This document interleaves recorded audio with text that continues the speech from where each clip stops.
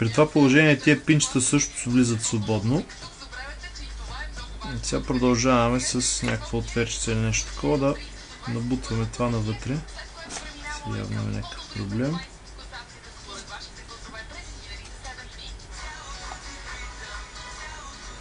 Трябва лекичко да го и след като го караме до края,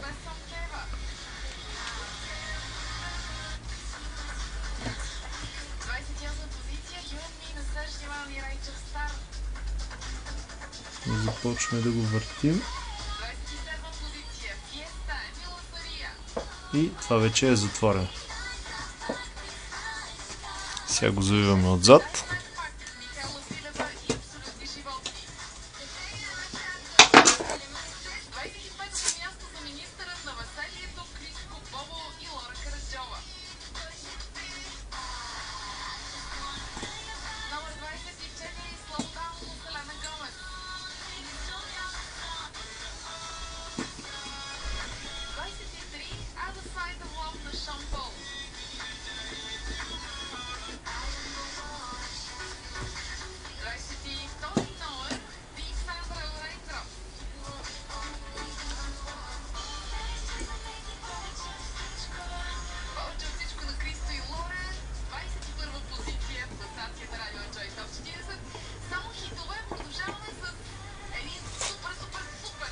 И би трябвало да сме готови. Много важно да не се забрави това пръстен тук отдолу, защото трябва да се разгубя след това цялото.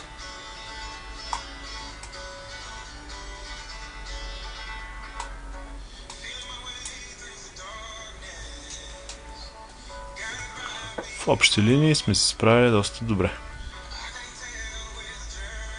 На практика до тук е нормалното работно положение на обектива. От тук нататък му се пуска вече зум.